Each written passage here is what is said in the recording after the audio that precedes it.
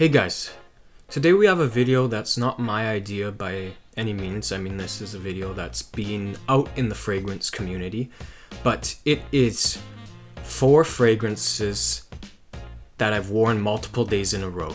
And these are fragrances that are so good that I just can't stop smelling them, okay?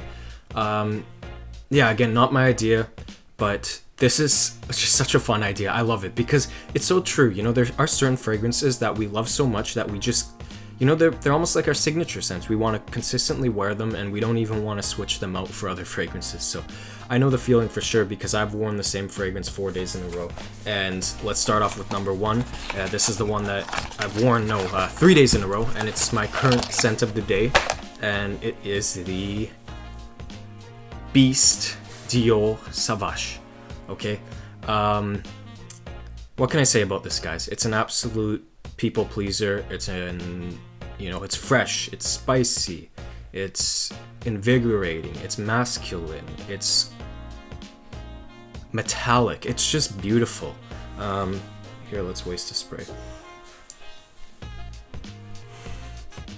Yeah, it's just one that I'll never get bored of. It's amazing, and I've worn this 3 days in a row, and I just can't get my nose off this. Like, I just love smelling it because people love it on me.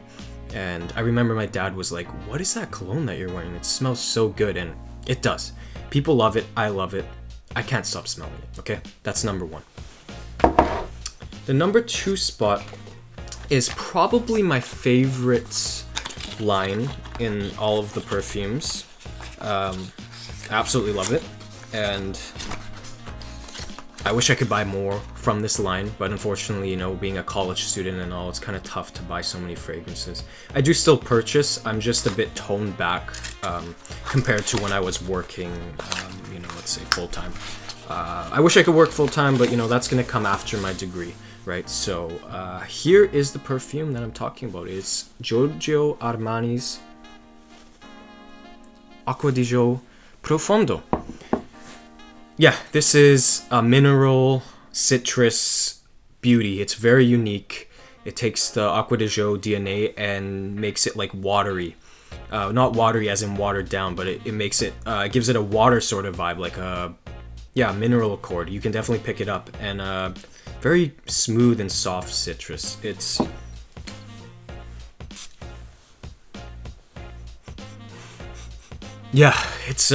smells like heaven. It's very, very nice. It's very pleasing. I've worn this multiple days in a row because of how fresh and easy to wear it is. And it's one where it doesn't matter the sort of mood that I'm in. I know I'm going to put this on and it's going to smell good. It's just a beast. It's not a beast as in beast mode, but it's just an amazing fragrance. It's so perfect. It's so versatile. And it is so beautiful and invigorating. And just smelling it right now, it's like I want to put this on my skin because it's almost like it's almost like a gourmet quality to it. It makes you want to eat like a fresh mandarin orange and then drink some fresh water. I don't know, it's so beautiful. That's my number 2 spot. Number 3 spot comes from the same house in the same line, and I know what you're thinking. It's gonna be Profondo. Profumo. It's not Profumo. I don't have the bottle of this, but I want to pick it up. It is Acqua di Gio Absolu. And I did the first impressions on this. Here's a little sample. This is a modern take on the Acqua di Gio DNA. Sometimes you can barely even smell the Acqua di Gio DNA because it's so hidden behind the modern sweetness that it brings and the warm spiciness, I guess. Not that it is very spicy, but there is some warmth to it, which makes it very suitable for like colder months too. I think you could pull this off in colder months for sure. It's not a fragrance that I say is like amazing, but something just brings me back to it. I think it's just how, modern and sexy it is. It really is a very sexy perfume. Not to say it's the best on the market, not to say it's the best in the line. It oftentimes gets hated on. It's oftentimes regarded as actually one of the worst in the line, but it's still something that I come back to. And this sample's almost done, so maybe I should pick up a bottle. It might be one of my purchases soon, but I'm eyeing on a niche perfume, which I won't get into so much because I don't want to spoil it, but I am eyeing a niche perfume.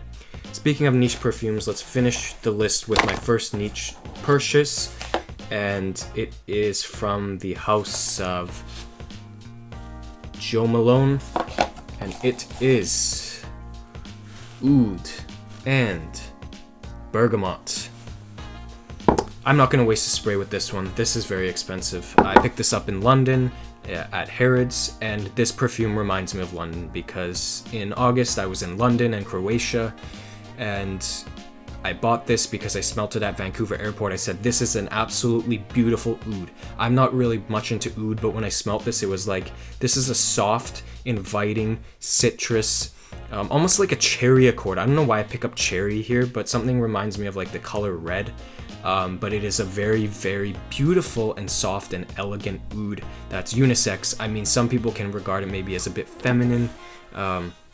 It is a unisex perfume, and it is a unisex brand. Like, a lot of their perfumes are unisex. I think all of them are unisex, aren't they? Joe Malone's a very impressive niche perfume house, which I believe was bought out by Estee Lauder. So some say it's not a niche house, but to me it's niche, and it's niche quality because you're paying niche prices.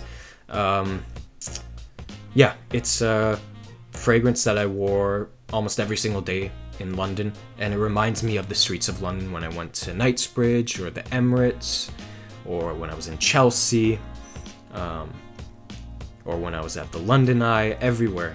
I wore this everywhere in London, and it reminds me of the streets of London, and it is beautiful, and I wore it multiple days in a row, and some days I do wear it multiple days in a row, but I actually nowadays kind of save it for special occasions because it is expensive, and it is something that I have to be in a certain mood for. I'm getting a call, guys, so thank you so much. That's my video. Bye.